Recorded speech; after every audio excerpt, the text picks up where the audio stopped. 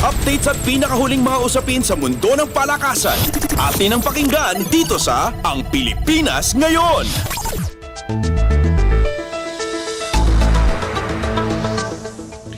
Nakapasok sa round of 16 si Filipina tennis star Alex Ayala sa International Tennis Federation o ITF W40 Kyotek Open sa Luxembourg. Tinalo ni world rank number 435 na si Ayala ang German national na si Angelina Vergés sa loob lamang ng 2 sets, 6-3, 6-2 sa round of 32 nitong Huwebes. Susunod na mga kalaban ni Ayala ang world rank number 431 na si Johan Christine Svensson ng Denmark. Nanalo din si Ayala sa women's double event kasama ang kanyang partner na si Zeynep Sonmez ng Turkey. Tinalo nila ang tambalan ni Anita Wagner ng Bosnia and Herzegovina at Katarina Kozarov ng Serbia sa loob din ng 2 sets, 6-2, 6-1 sa quarterfinals ng torneo. Huling umabot ang singles semifinals ang Asian Games bronze medalist na si Ayala sa France. 2 linggo na ang nakalilipas at umaasa siya na makuha niya ang kanyang ika-5 ITF crown. Updates at pinakahuling mga usapin sa mundo ng palakasan. Atin ang pakinggan dito sa Ang Pilipinas Ngayon.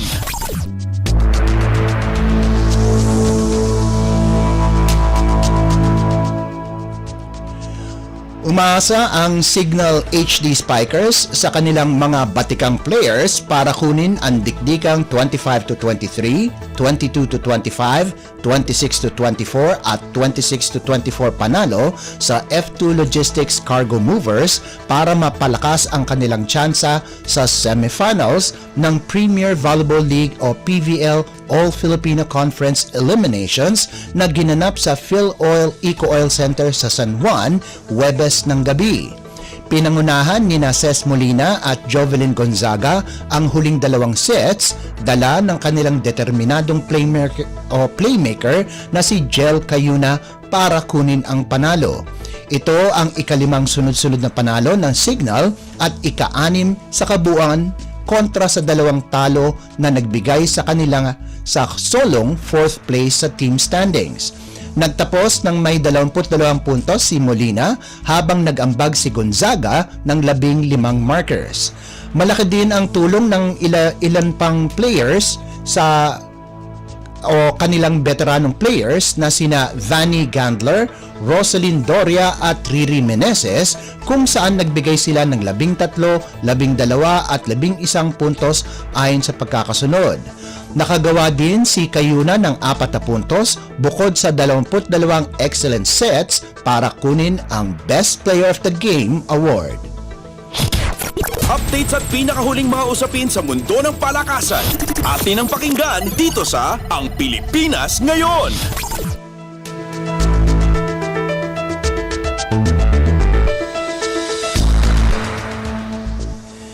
Hindi nakaporma ang Philippine Ascals sa harap mismo ng kanilang fans sa Rizal Memorial Stadium pagkatapos silang talunin ng Vietnam 2-0 sa 2026 FIFA World Cup Qualifiers. Unang nakakuha ng goal si Nguyen Van Toan ng Vietnam sa 16 na minuto ng first half. Pagsapit ng ikalawang half, sinubukan ng Ascals na maitabla ang laro subalit matindi ang depensa na ipinamalas ng Vietnam kahit agrabyado sila sa host team na may mahigit 10,000 fans ang nanonood ng laban.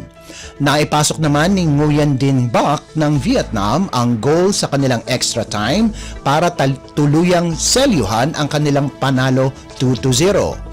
Susubukang makabawi ang Ascals sa susunod nilang laban kung saan makakaharap nila ang Indonesia sa darating na Nobyembre 21. Updates at pinakahuling mga usapin sa mundo ng palakasan. Atin ang pakinggan dito sa Ang Pilipinas Ngayon.